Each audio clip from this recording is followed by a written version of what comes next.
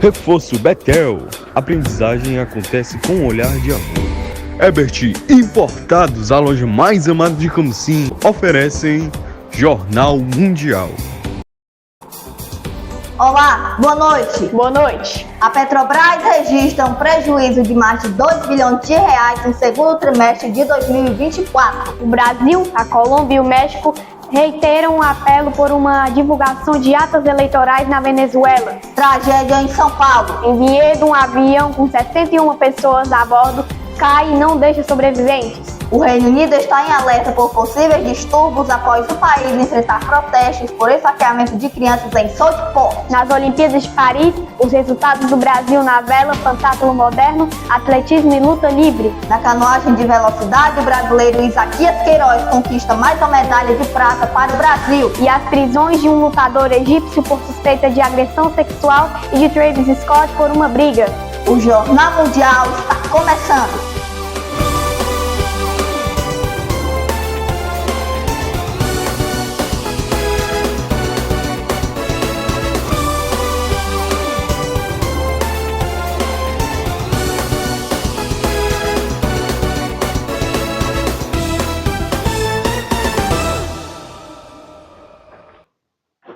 O Brasil, a Colômbia e o México reiteraram um apelo à autoridade eleitoral venezuelana para que divulgue as atas das questionadas eleições presidenciais que declararam vencedor Nicolás Maduro. Brasil, Colômbia e México reiteraram na quinta-feira o apelo à autoridade eleitoral venezuelana para que divulgue a ata das eleições presidenciais que declararam Nicolás Maduro vencedor. A oposição venezuelana denuncia como fraude os resultados eleitorais de 28 de julho, que mostram Maduro como vencedor com 52% dos votos, contra 43% de Edmundo González Urrutia. O Conselho Nacional Eleitoral pró-governo indicou que foi vítima de hackers e não publicou os detalhes da contagem. A oposição denunciou perseguição e Washington alertou que Maduro vai sofrer uma pressão internacional que não pode ser imaginada se os líderes da oposição forem presos. Estados Unidos, União Europeia e países latino-americanos, incluindo alguns governados por presidentes de esquerda, como Brasil, Colômbia e México, apelaram à publicação das atas. Maduro pediu ao Supremo Tribunal de Justiça, acusado de servir ao chavismo, para lhe pedir que certifique a eleição através de um processo que acadêmicos e líderes políticos consideram inadmissível. Brasil, Colômbia e México desenvolvem esforços diplomáticos em busca de soluções para a crise desencadeada após as eleições e afirmaram ter tomado conhecimento do processo na mais alta corte. Mas em um comunicado conjunto, destacam que partem da premissa de que a CNE é o órgão ao qual corresponde por mandado legal a divulgação transparente dos resultados eleitorais. Um avião com 61 pessoas a bordo caiu em Vinhedo, no estado de São Paulo, e não deixou sobreviventes. A reportagem é de Caio Teles.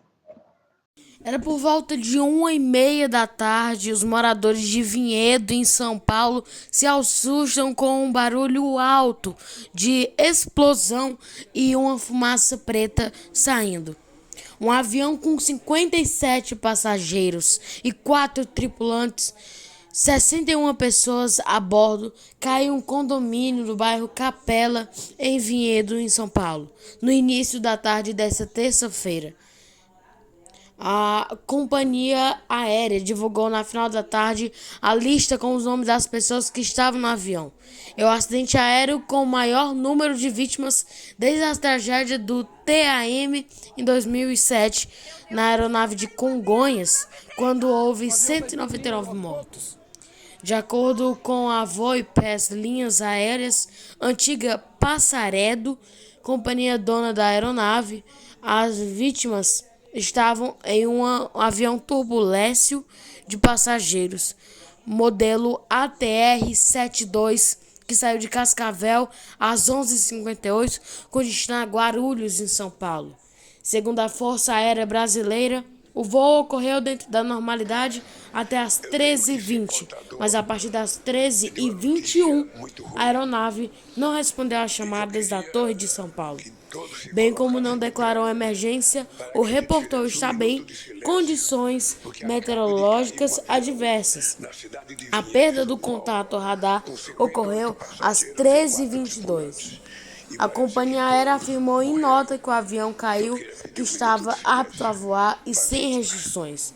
A CENIPA, o órgão da aeronáutica responsável pela investigação do acidente, disse em coletiva que ainda é prematuro apontar as causas do acidente. A FAB confirmou no início da noite que encontrou as caixas pretas e vai enviar para Brasília. A ANAC informou que a aeronave se encontrava em condições regulares para operar, com certificados de matrícula de aerogeabilidade válidos, além dos tripulantes com documentação em dia. A Prefeitura de Vinhedo informou que não há sobreviventes no acidente. O governo de São Paulo, que está enviando reforços ao local, e montou um posto de comando avançado para dar suporte às equipes policiais. Segundo o secretário de Segurança de Vinhedo, Osmir Cruz, a aeronave caiu próximo à de residência com moradores dentro, mas nenhuma pessoa em solo ficou ferida. A ANAC lamentou o acidente, dizendo que vai monitorar a prestação de atendimento às vítimas e seus familiares pela empresa. A Polícia Federal instaurou um inquérito para investigar o acidente.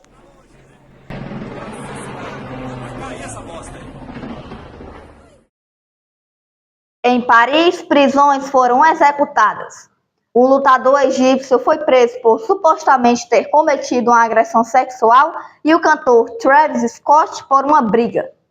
Um lutador da delegação egípcia foi detido na madrugada desta sexta-feira em Paris por suspeita de ter cometido uma agressão sexual em um bar. A informação foi divulgada pelo Ministério Público, confirmando informações do jornal Le Parisien. Mohamed El Sayed, medalhista de bronze em 2021 na luta greco-romana, foi eliminado na quarta-feira nas oitavas de final dos Jogos Olímpicos de Paris 2024 por um atleta do Azerbaijão. Ele foi preso na saída de um bar da capital francesa às 5 da manhã, acusado de passar as mãos em uma cliente. O Le Parisien afirmou que El Sayed foi preso completamente bêbado. O rapper Travis Scott foi preso nesta sexta-feira em um hotel de luxo em Paris, por causa de uma briga, informou o Ministério Público da capital francesa. Nas primeiras horas da manhã, a polícia foi chamada ao hotel Jean Jussac e prendeu Travis Scott por violência contra um agente de segurança, que interveio em uma briga entre o rapper e o seu guarda-costas. Não foi confirmado imediatamente se o artista de 33 anos continua sob custódia. Travis Scott foi à Arena Bercy na quinta-feira para assistir às semifinais do torneio olímpico de basquete masculino. Em seguida, ele postou fotos em uma boate em sua conta do Instagram, que tem 57 milhões de seguidores. O cantor já teve alguns problemas legais nos Estados Unidos. Em junho, foi preso em Miami Beach, por conduta desordeira após beber. O Reino Unido está em alerta para possíveis novos distúrbios racistas e islamofóbicos. Nos últimos dias, o país enfrenta dias mais calmos após os protestos pelo esfaqueamento de crianças em Southport. As autoridades britânicas se mantêm em estado de alerta nesta sexta-feira, apesar de um certo retorno à calma, após 10 dias de distúrbios racistas e islamofóbicos que sacudiram o país em reação à morte de 3 crianças em um ataque à faca. Salvo pequenos incidentes na Irlanda do Norte na noite de quinta-feira, o restante do país não registrou novos surtos de violência desde terça-feira. Na quarta, milhares de pessoas saíram pacificamente às ruas em várias cidades para protestar contra o racismo e a islamofobia. Mais perto do final de semana, o governo teme que o recomeço do Campeonato Nacional de Futebol possa dar início a novas tensões, dados os históricos vínculos da extrema-direita com os torcedores violentos. Nesta sexta-feira, o primeiro-ministro Keir Starmer manteve sua postura firme, adotada desde o começo da crise, e pediu à polícia que se mantenha em estado de alerta para garantir a segurança da comunidade. Milhares de policiais estão mobilizados desde que os distúrbios estouraram no final de julho, após um ataque à faca no noroeste da Inglaterra, que causou a morte de 3 crianças. Os protestos foram estimulados por rumores e especulações na internet sobre a identidade do suspeito, falsamente apresentado como um solicitante de asilo muçulmano. Veja a seguir, a Petrobras registra um prejuízo bilionário no segundo trimestre. E você vai ver como consultar o seu saldo e quem pode sacar os valores do FGTS.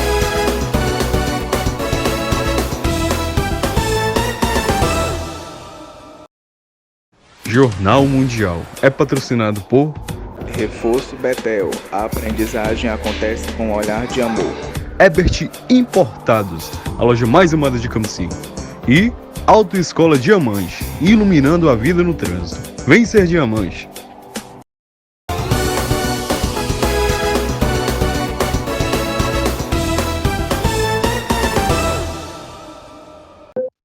Um homem foi preso após agredir e tentar estuprar uma mulher em uma via pública no Ceará.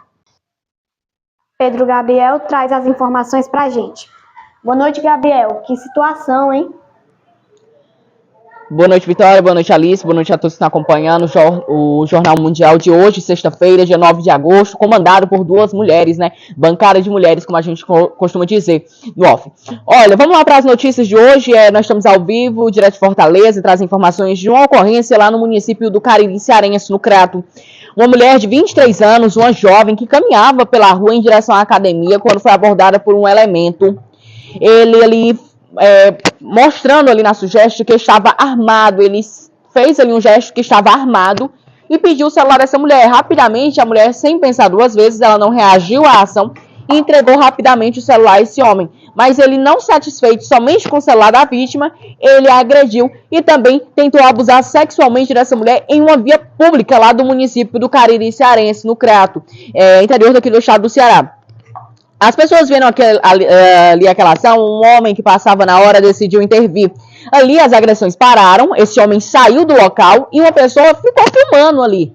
Esse homem saiu do local, vocês acompanharam aí o vídeo, né? Agora vocês vão acompanhar o vídeo do exato momento que esse homem é abordado pela polícia militar. Já depois dele ter parado de agredir essa mulher, ele sai do local, a polícia chega rapidamente, parabenizar os policiais lá do município, que chegaram rapidamente nessa ocorrência e conseguiram prender este homem, esse elemento que estava tentando, ele agrediu, tentou roubar o celular dessa mulher e também tentou abusar sexualmente dessa mulher em uma via pública do município do Cariri Cearense. O homem, ele foi pegue rapidamente, ele mesmo na rua, e estava com o celular da vítima que ele tinha roubado instantes antes.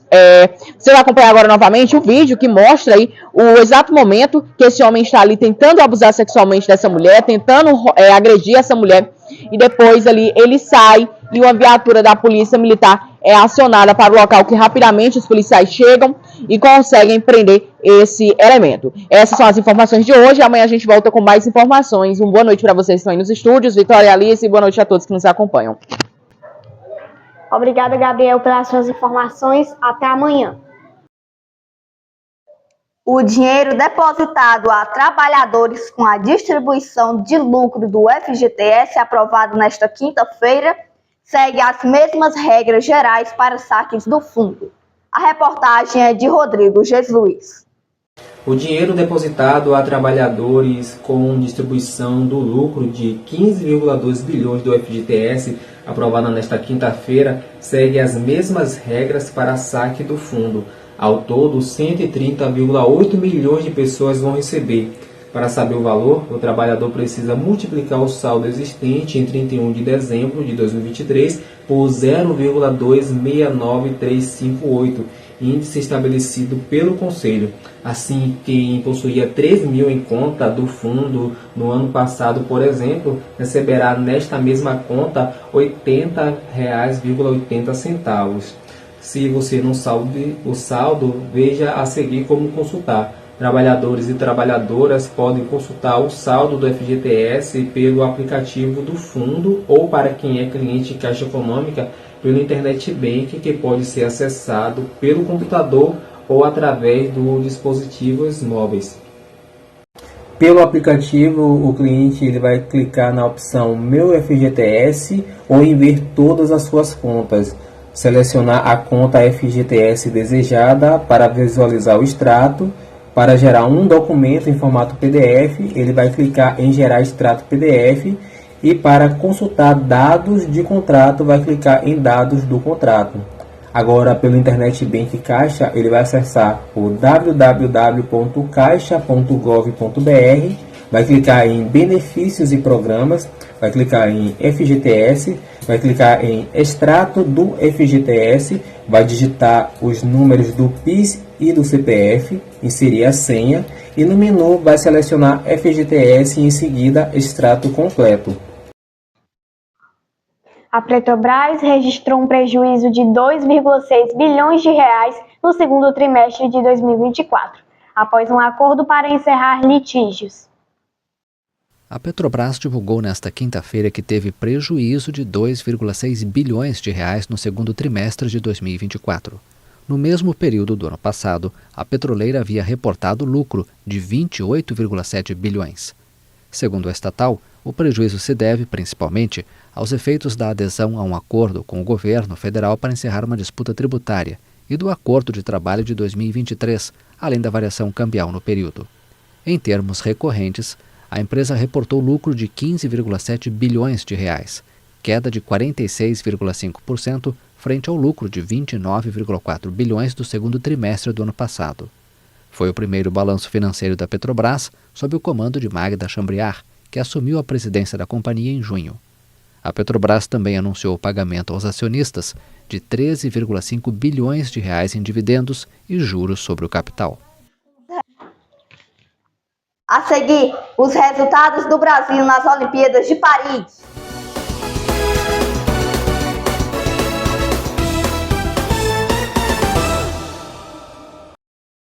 Jornal Mundial. Oferecimento: Autoescola Diamante, iluminando a vida no trânsito. Vem ser diamante. Reforço Betel, a aprendizagem acontece com um olhar de amor. Ebert Importados, a loja mais amada de Camocim.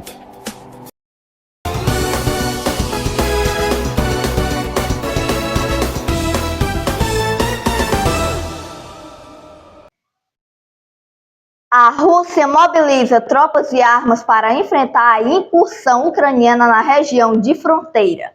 O presidente Vladimir Putin se reuniu nesta sexta-feira com o Conselho de Segurança para discutir a situação. O presidente russo Vladimir Putin realiza uma reunião com membros permanentes do Conselho de Segurança para discutir o que chamaram de luta contra o terrorismo. A Rússia anunciou nesta sexta-feira o envio de mais tropas e armas para travar a incursão ucraniana, que começou há 4 dias na região fronteiriça russa de Kursk, onde ocorrem intensos combates.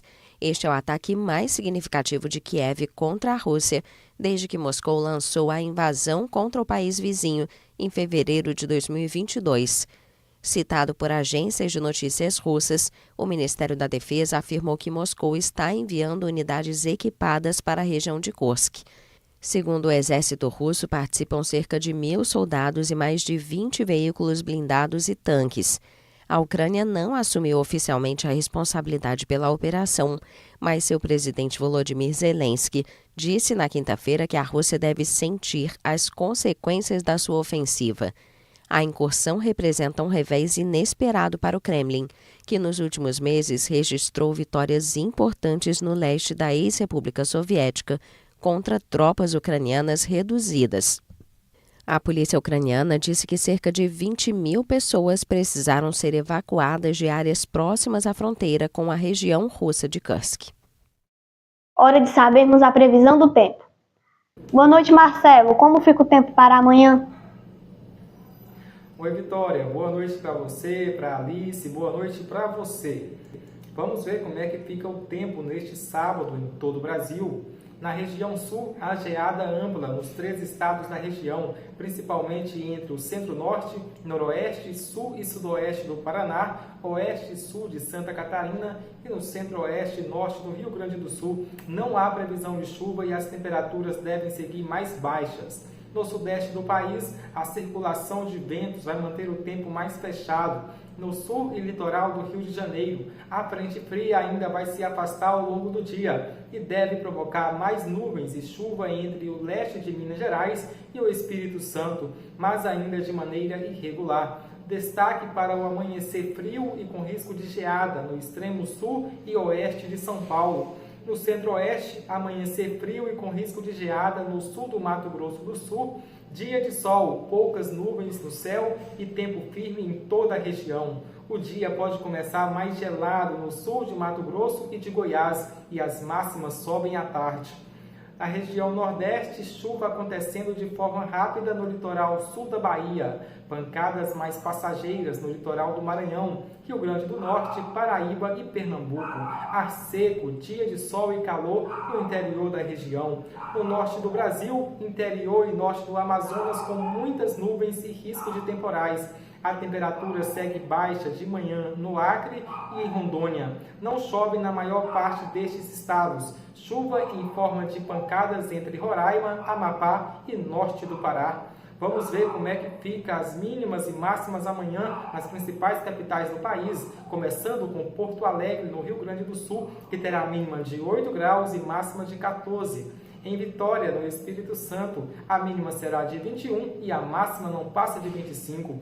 Em Campo Grande, no Mato Grosso do Sul, a mínima será de 6 graus e a máxima podendo chegar aos 17 apenas. Em Salvador, na Bahia, terá mínima de 21 graus e máxima de 29. Manaus, no Amazonas, a mínima será 26 e máxima de 36. E em João Pessoa, na Paraíba, a mínima será 21 e máxima de 29 graus. Um bom final de semana a todos. Vitória, Alice. Obrigada, Marcelo, pelas suas informações. Até amanhã. O Brasil encerrou sua participação na vela dos Jogos Olímpicos de Paris 2024 sem medalhas.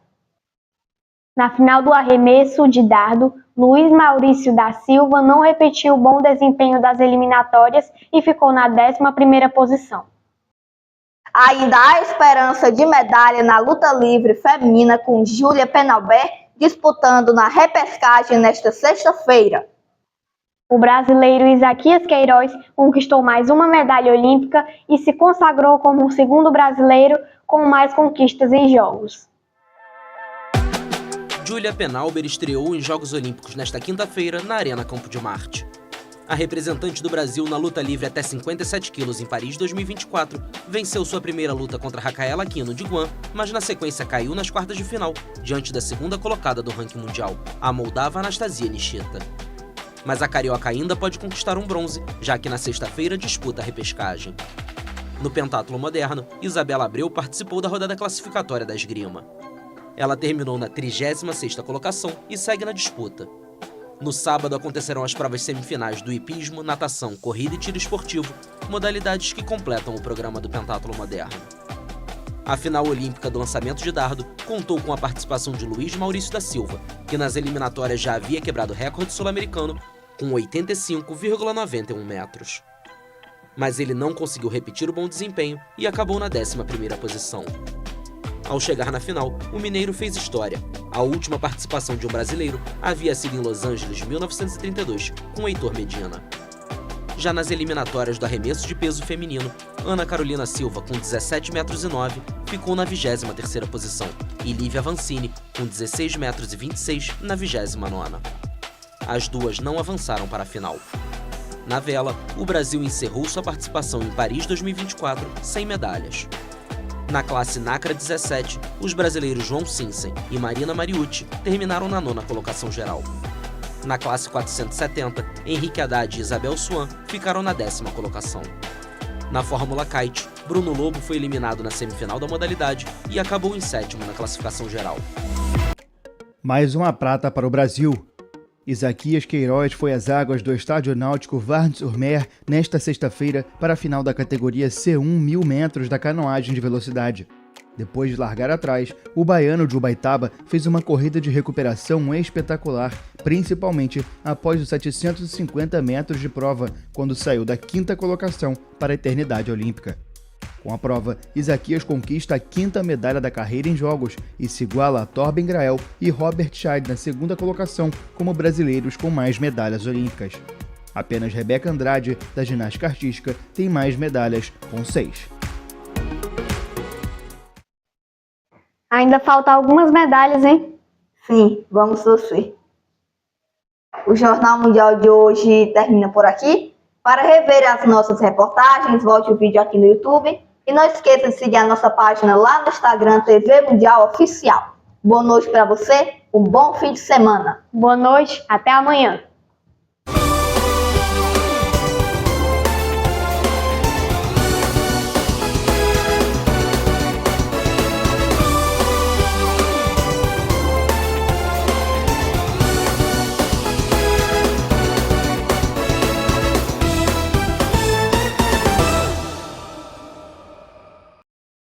Jornal Mundial. Oferecimento: Autoescola Diamante, iluminando a vida no trânsito. Vem ser diamante. Reforço Betel, a aprendizagem acontece com um olhar de amor. Ebert Importados, a loja mais amada de Camocim.